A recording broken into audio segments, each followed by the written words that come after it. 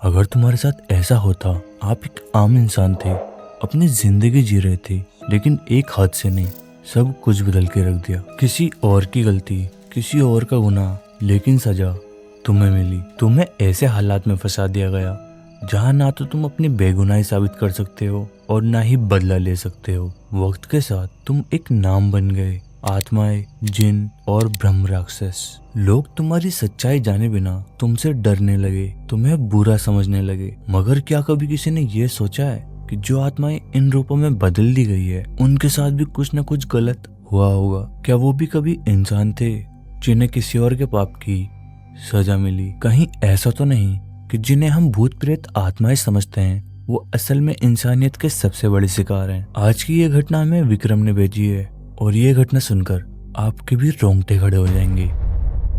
विक्रम, जो छत्तीसगढ़ के रहने वाले हैं, उन्होंने अपनी असली लोकेशन बताने से मना कर दिया क्योंकि वहां आज भी कई लोग इस घटना के गवाह हैं। ये बात 2013 की है, जब विक्रम 15 साल के थे। उस समय उनके पापा को एक जरूरी काम से कुछ हफ्तों के लिए शहर से बाहर जाना पड़ा और घर पर विक्रम की देखभाल करने वाला कोई नहीं था। इसलिए उनकी माँ ने डिसाइड किया कि विक्रम कुछ महीनों के लिए अपने ताऊ जी के घर रहेंगे। ताऊ जी का परिवार बड़ा था। उनकी फैमिली में ताऊ जी और ताई जी, उनका बड़ा बेटा शिवम जिनकी उम्र 18 साल थी, और उनकी छोटी बेटी नेहा जिनकी उम्र 12 साल थी, और उनका सबसे छोटा बेटा कृष्णा जिनकी उम्र 7 साल थी। घर थोड़ा पुराना था लेकिन बड़ा था। चारों तरफ घने पेड़ और थोड़ी अंदर जाने पर एक पुराना कुआं भी था जिसके बारे में घर के लोग ज्यादा बात नहीं करते थे। विक्रम और शिवम में एक अच्छी दोस्ती हो गई थी। दोनों दिन भर खेला करते थे,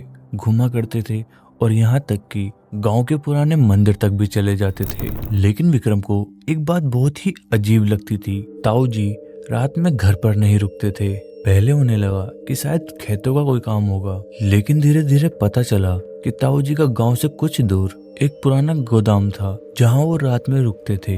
घर में ज्यादातर ताई जी ही सब कुछ संभालती थी। रात को जब सोने की बारी आती थी तो सब अपने अपने कमरे में सोने के लिए चले जाते थे, लेकिन शिवम और विक्रम को बरामदे में पड़े बड़े झूले पर सोना पसंद था। बरामदा खुला था, अच्छी हवा आती थी और गर्मी में राहत मिलती थी। लेकिन उसी बरामदे में ऐसा कुछ हुआ जिसने विक्रम की पूरी जिंदगी बदल दी।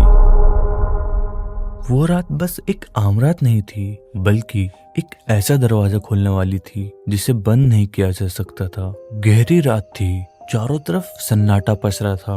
हवा के हल्के झोंके बरामदे में लगे पुराने झूले को धीरे धीरे हिला रहे थे। दूर कहीं किसी जानवर के रोने की धीमी आवाज आ रही थी। विक्रम और शिवम रोज की तरह बरामदे में सो रहे थे। गर्मी के दिनों में यह जगह सबसे सही थी। खुला आसमान, ठंडी हवा और शांति। लेकिन उस रात विक्रम की नींद अचानक खुल गई और जैसे ही उनकी आंखें खुली, उन्हें अपने पेट में एक अजीब सा भारीपन महसूस हुआ। उनको बहुत तेज प्रेशर आ रहा था और उनको अब वॉशरूम जाना जरूरी था। विक्रम ने पास में पड़े शिवम को धीरे से हिलाया। विक्रम ने शिवम से बोला, भाई उठना, मुझे वॉशरूम जाना है। शिवम ने बस एक करवट ली और फिर से सो गया। विक्रम ने शिवम को दोबारा से झकझोरा और इस बार थोड़ी जोर से, भाई सुन तो, 1 मिनट के लिए चलना यार प्लीज।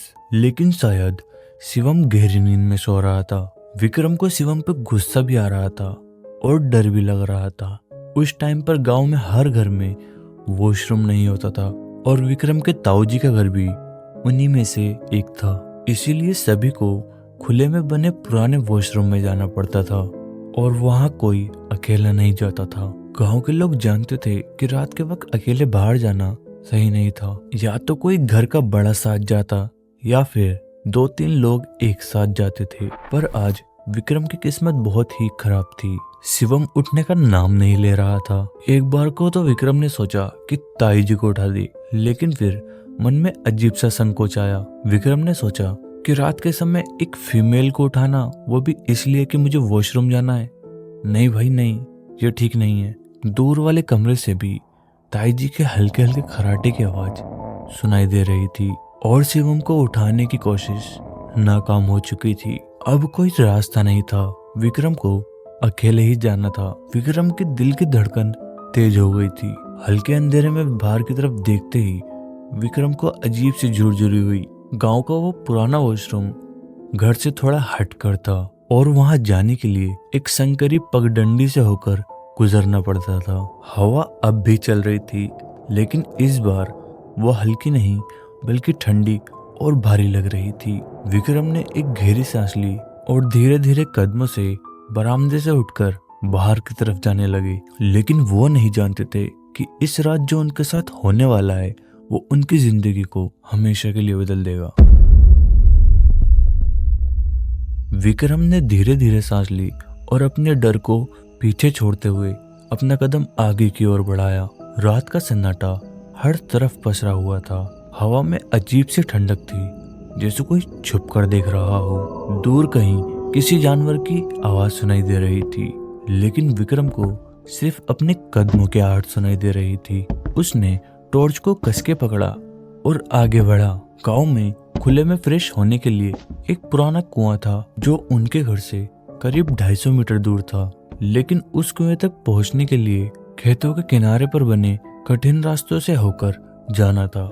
गांव के बुजुर्ग कहते थे कि रात के वक्त उस कुएं के पास जाना सही नहीं है, लेकिन विक्रम को इन सब बातों से कोई फर्क नहीं पड़ रहा था। शुरुआत में सब कुछ ठीक लग रहा था।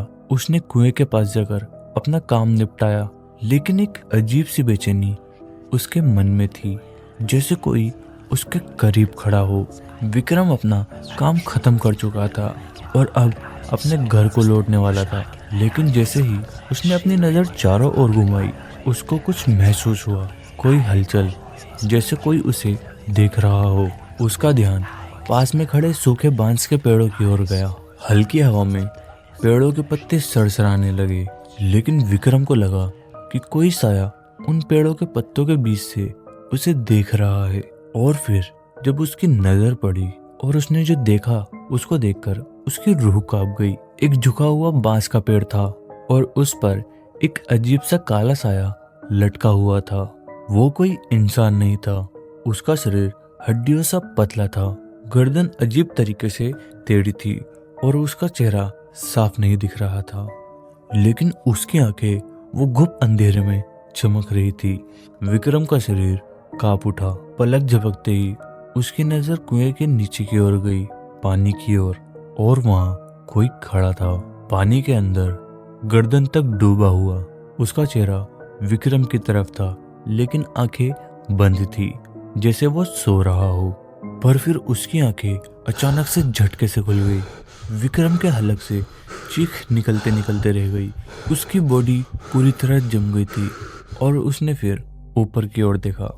वो जो बांस के पेड़ पर लटका हुआ था वो धीरे धीरे झूल रहा था, आगे पीछे, जैसे अपनी ही मर्जी से हिल रहा हो। और कुएं में खड़ा वो शख्स धीरे धीरे विक्रम की ओर बढ़ने लगा। विक्रम के दिल की धड़कन तेज हो रही थी। विक्रम के गले में कुछ फंस सा गया था। उसको सांस लेने में भी प्रॉब्लम हो रही थी। उसके पैर भारी पड़ रहे थे, जैसे उसके पैर जंजीरों से बांध दिए हो। लेकिन विक्रम के दिमाग में सिर्फ एक ही ख्याल था, जल्दी से घर पहुंचना है। उसकी किस्मत अच्छी थी कि कुछ ही दूरी पर एक पुराना शिव मंदिर था। मंदिर के ऊपर लगा त्रिशूल हल्की चांदनी में चमक रहा था। मंदिर के बाहर एक बुझता हुआ दिया टिमटिमा रहा था और उस दिए की रोशनी से विक्रम को जैसे एक अजीब सी ही ताकत मिल रही थी। उसकी हिम्मत लौटी और उसने कदम तेज कर दिए, लेकिन तभी पीछे से किसी ने उसका नाम पुकारा। विक्रम, इतनी रात को कहाँ जा रहा है? विक्रम के पैरों तले जमीन खिसक गई। उसका शरीर बर्फ की तरह ठंडा पड़ गया और वो धीरे धीरे कांपते हुए पीछे की ओर मुड़ा और देखा सामने उसके ताऊ जी खड़े थे। टॉर्च के हल्की रोशनी में उनका चेहरा थोड़ा अजीब दिख रहा था, आंखें थोड़ी सिकुड़ी हुई, चेहरे पर गहरी लकीरें, लेकिन आवाज वही थी ताऊ जी की। तू यहाँ इतनी रात को क्या कर रहा है? ताऊ जी ने सख्त लहजे में पूछा। विक्रम की जुबान सूख गई थी। ताऊ जी, मुझे बाहर जाना था, विक्रम ने हकलाते हुए बोला। ताऊ जी ने बोला, तो तूने किसी को जगाया क्यों नहीं? विक्रम ने कांपते हुए कहा। ताऊ जी, शिवम गहरी नींद में सो रहा था और मैं ताई जी को बुलाने में झिझक रहा था। ताऊ जी ने गहरी सांस ली और बोले, चल शुक्र कर मैंने तुझे देख लिया, चल मैं तुझे घर छोड़ देता हूँ। विक्रम ने राहत की सांस ली और ताऊजी के साथ चल पड़ा, लेकिन उसके दिल में अब भी एक अजीब सी बेचैनी थी, जैसे अब भी कोई उसे देख रहा हो। विक्रम का दिल तेजी से धड़क रहा था, सांस उखड़ रही थी, पैर कांप रहे थे, लेकिन डर के मारे अब रुकना मुमकिन नहीं था। पीछे से फुसफुसाहट अब भी आ रही थी। इतनी जल्दी कहाँ जा रहा है विक्रम? हम अभी तो खेल शुरू ही कर रहे हैं, पीछे मुड़कर देख। लेकिन विक्रम को पीछे नहीं देखना था। उसके कान सुन पड़ चुके थे, लेकिन उसके कदम पूरी ताकत से भाग रहे थे। चारों तरफ अंधेरा था और तभी सामने से किसी के पैरों की आहट सुनाई दी। विक्रम के कदम वहीं रुक गए। सामने से एक जोड़ी पैर आकर ठिठक गए। विक्रम ने डरते डरते ऊपर देखा। ताऊजी ने उसकी आंखों का खौफ देखा और बिना कुछ सोचे टॉर्च जला दी, लेकिन पीछे कुछ नहीं था, सिर्फ घना अंधेरा था। लेकिन विक्रम जानता था वो चीज अब भी कहीं आसपास ही थी। विक्रम को एक अजीब सी बेचैनी महसूस हो रही थी और गाड़ी के अंदर घुटन बढ़ती जा रही थी। उसका दिल तेजी से धड़क रहा था। विक्रम के साथ कुछ हफ्तों तक तो कुछ नहीं हुआ। उसके मम्मी पापा उसको लेने के लिए भी आ गए, लेकिन जब वो वापस जा रहा था तो विक्रम के मम्मी पापा धीरे धीरे बात कर रहे थे, लेकिन उनके शब्द उसे सुनाई नहीं दे रहे थे। उसका पूरा ध्यान पीछे की सीट पर था, जहाँ कोई था जिसे वो देख नहीं पा रहा था पर महसूस कर रहा था। उसकी गर्दन के पीछे ठंडी सांसों का एहसास हो रहा था, जैसे कोई धीरे धीरे उसके करीब झुक रहा हो। फिर वो आवाज आई, तो भाग नहीं सकता विक्रम। वही फुसफुसाहट, वही सर्द लहजा। विक्रम की रीढ़ की हड्डी में शिहरन दौड़ गई। विक्रम ने कांपते हुए साइड में देखा, खाली सीट, पर उस सीट पर एक गहरी सिलवट थी, जैसे कोई वहां बैठा हो। उसका सांस लेना मुश्किल हो रहा था। विक्रम ने गाड़ी की खिड़की से बाहर देखा तो सड़क किनारे पर वो परछाई खड़ी थी, धुंधली, झुकी हुई, लेकिन निगाहें विक्रम पर टिकी हुई थी। तेज लाल चमकती हुई आंखें। एक पल के लिए विक्रम की पूरी दुनिया रुक गई। गला सूख गया, हाथ पैर ठंडे पड़ गए और तभी गाड़ी के शीशे पर किसी ने जोर से खटखटाया। ठक ठक। विक्रम का दिल हलक में आ गया। गाड़ी तेजी से चल रही थी। फिर शीशे पे कौन था? उसने कांपते हाथों से शीशे की ओर देखा और उसका कलेजा मुंह को आ गया। एक हाथ पूरी तरह काला और उसके नाखून लंबे और नुकीले, लेकिन वो हाथ उल्टा था, जैसे कोई उल्टा लटका हो। और फिर शीशे पर एक चेहरा उभर आया, पीला, सुखड़ा हुआ और फटी फटी आंखें और एक मुस्कान जो इंसानों जैसी नहीं थी। विक्रम चीखने ही वाला था कि उसके चेहरे का जबड़ा धीरे धीरे खुलने लगा, लेकिन उसके होठ नहीं हिल रहे थे। बस गहरे अंधेरे में एक काली गहरी खाई जैसी चीख दिखने लगी। एक ऐसा अंधेरा जो अंदर खींच सकता था। विक्रम का दिमाग सुन हो गया और इस बार उसने फुसफुसाहट नहीं सुनी, बल्कि एक जोरदार चीख सुनी। तू जहां भी जाएगा तुझे आना तालाब में ही पड़ेगा। गाड़ी अंदर भयंकर ठंडी हो गई, सांसें रुकने लगी थी और तभी पीछे की सीट से किसी ने विक्रम के कंधे पर हाथ रख दिया। विक्रम के पूरे शरीर में जैसे बिजली दौड़ गई। विक्रम के पीछे गर्दन घुमाने की हिम्मत नहीं हो रही थी, लेकिन वो एहसास, वो हाथ ठंडा, बेजान और किसी मरे हुए इंसान की तरह भारी था। उसका कंधा दबने लगा, जैसे कोई उसे अपनी पकड़ में ले रहा हो। गाड़ी के अंदर का माहौल घना होता जा रहा था। मम्मी पापा आगे बैठे हुए थे। विक्रम का पूरा ध्यान बस उस हाथ पर था। फिर अचानक गाड़ी के अंदर की लाइट टिमटिमाने लगी, हवा और ठंडी हो गई। विक्रम की सांस अटक गई और तभी पीछे से एक और आवाज आई, विक्रम मत देख। उसका दिमाग सुन पड़ने लगा, हाथ कांप रहे थे, दिल जैसे उसके सीने में अब धड़क ही नहीं रहा था। लेकिन न जाने किस ताकत ने उसकी हल्के से गर्दन घुमाई। वो उसकी सोच से भी भयानक था। पीछे सीट पर एक साया बैठा हुआ था, बिल्कुल काला। उसकी आंखों की जगह जलती हुई दो दरारें और मुंह इतना बड़ा कि इंसान का हो ही नहीं सकता। वो विक्रम की ओर धीरे धीरे झुक रहा था। गाड़ी के शीशे खुद ब खुद धीरे धीरे धुंधले होने लगे, जैसे किसी ने उस पे हाथ फेर दिया हो। विक्रम के मम्मी पापा को इन सब चीजों का कोई अंदाजा नहीं था। विक्रम की बॉडी अब काम नहीं कर रही थी, लेकिन तभी गाड़ी एक जोरदार झटके से रुक गई। ड्राइवर की सीट पर बैठे विक्रम के पापा गुस्से में बोले, क्या कर रहे हो ये सब, क्यों हिल डुल रहे हो? लेकिन विक्रम अब भी पीछे ही देख रहा था, क्योंकि अब वो साया और पास आ चुका था। इतना पास कि उसकी सड़ी हुई सांसें विक्रम के फेस पर महसूस हो रही थी। वो कुछ कहने ही वाला था कि गाड़ी का हॉर्न बिना किसी वजह के ही बज उठा, तेज कान फाड़ देने वाला शोर, और फिर सब कुछ अचानक से शांत हो गया। विक्रम ने धीरे धीरे सांस ली। पीछे की सीट अब फिर से खाली थी, लेकिन क्या सच में, या फिर वो अब भी वही था, बस नजरों से छुप चुका था। और जोश ने कहा था कि तू जहां भी जाएगा तुझे आना उस तालाब में ही पड़ेगा। क्या इसका मतलब ये था कि ये सब अभी खत्म नहीं हुआ था? घर पहुंचने के बाद विक्रम की तबीयत बहुत ही ज्यादा खराब रहने लगी। विक्रम के मम्मी पापा ने उसे पहले एक डॉक्टर को दिखाया, लेकिन वो डॉक्टर की समझ से बाहर था। डॉक्टर ने 3 दिन तक उसे अपने हॉस्पिटल में रखा, लेकिन उसकी कंडीशन वहां पर भी ठीक नहीं हुई। और जब उसके ताऊजी वहां पर आए तो उन्होंने उन्हें एक बाबा से मिलने के लिए कहा, क्योंकि ताऊजी समझ गए थे कि ये सब उसके साथ क्या हो रहा था। विक्रम के मम्मी पापा जब उसको उस पंडित के पास लेके गए तो बाबा ने कुछ मंत्र पढ़ने शुरू करे, और जैसे ही बाबा ने नींबू काटा, नींबू अंदर से पूरी तरह काला था। बाबा ने गंभीर निगाहों से विक्रम को देखा और अचानक से बोले, विपत्ति बहुत बड़ी है और गलती इसी की है। यह कहीं गया है और कुछ करके आया है।